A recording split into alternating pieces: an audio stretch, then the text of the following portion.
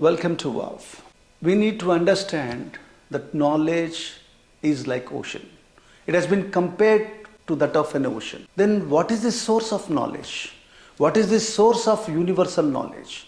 Whether really it is in the hands of some few scholars, few scientists, few literary geniuses, few artists, or it is beyond. Vedas are said to be Apaurusheya Vakya of that Supreme Soul from which the entire wisdom has flown. Vid means to know what? To know the ultimate reality. It was Bhagavan Vedavyasa Maharshi who has separated the Vedas according to the knowledge of times. We have got 4 Vedas according to Vedavyasa Maharshi, who has categorized Vedas into 4 different patterns. First being Rig Veda, Yajur Veda, Sama Veda and Atharva Veda. So, based on the content of the subject which has been revealed by the great sages of our great nation, the entire Vedas have been categorized and they are not in written form. They are Apaurusheya Vakya. Apaurusheya means not from a human source. And what is that they are trying to describe? They are describing the aprakruta. That means which is not natural, which is not born. So something which is beyond, cannot be comprehended by our naked physical eye, but it goes beyond by the inner eye of wisdom to decode the cosmic truths. So that is the essence of Vedas and how Vedas have been categorized. Thereafter comes a very important facet.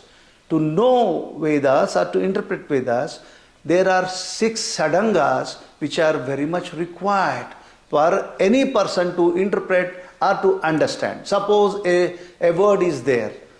A word to be understood in a legal dimension, we are consulting legal dictionary. For ordinary terms, we are consulting ordinary dictionary. In the same way, Vedas have got 6 angas by which we have to look into that. What are those Vedangas? Siksha, Niruktam, Vyakaranam, Chandas, then Kalpam and Jyotishya Shastra, without which one cannot understand even one idea of Veda. What is the meaning of Siksha? Siksha is how a sound has to be understood and its origin. And Niruttam gives the meaning of that word. It's almost like a dictionary. Then comes Vyakaranam, that is nothing but the grammatical usage of words. If a word is unwantedly spoken without the karta, karma and kriya, the entire meaning changes. So that is the reason all the great scholars in Vedas teach these important Vedangas. Unless we understand Vedangas, and Vedas are understood by Sanskritam, that is the language of Sanskrit. Without understanding Sanskrit, without understanding Vedangas, how is that a person can easily come to a conclusion? 4th dimension, which is Chandas, then comes Kalpam. Kalpam is how you invite the Devatas for performing the Yajna. And the Jyotisha. Jyotisha means the timing of the universe as to what you have to do and which activity you have to do on which muhurta, that is sense of timing. Then comes the concept of Upanishads. Upanishads means which is nothing but to know the ultimate reality, that is Brahma Vichara. So the Vedas are divided into 2 parts, Karma Kanda, and the second part is called Jnana Kanda. Karma Kanda deals with the ritualistic aspects of doing the entire yajna and yagas as per the shastric wisdom of those sages. And Jnana Kanda deals with what is the purpose of doing this is to understand the ultimate, that is Jnana Kanda. The Jnana Kanda part contains nothing but Upanishads.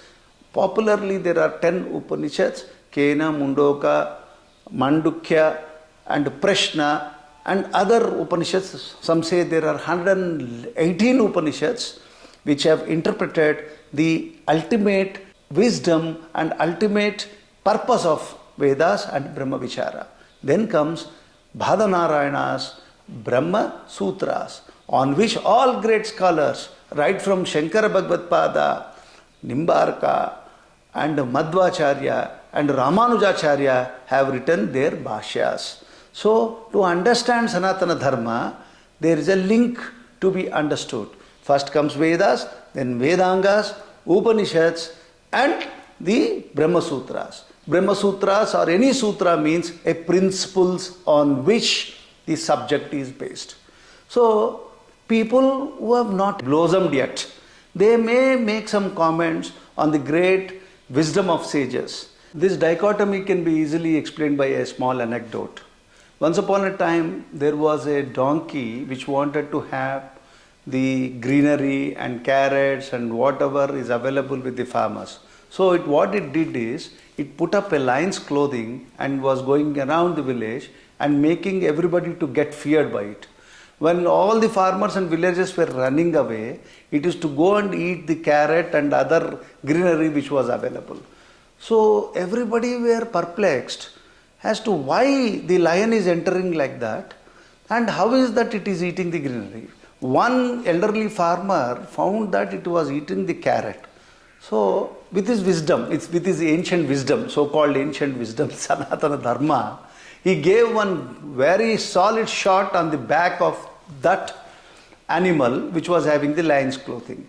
Then instead of giving a voice of a lion, the donkey was braying.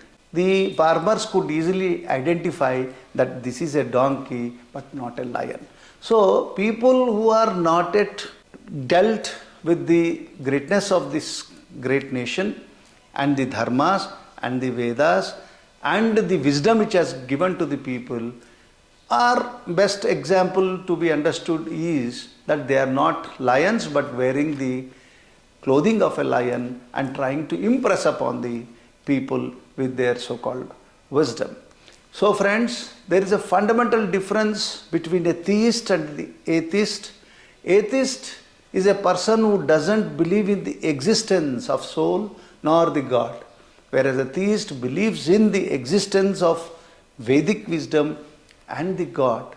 So whenever somebody speaks that there is no God, they are to be taught as atheists, and whoever believes in the existence of God, they should be thought as theists. There may be many differences in it, in the system of worship, that is different. Fundamental distinction is believers in God and non-believers in God. So from the sociological, psychological, atheistic point of view, people try to reform or try to comment on things which are existing from times immemorial.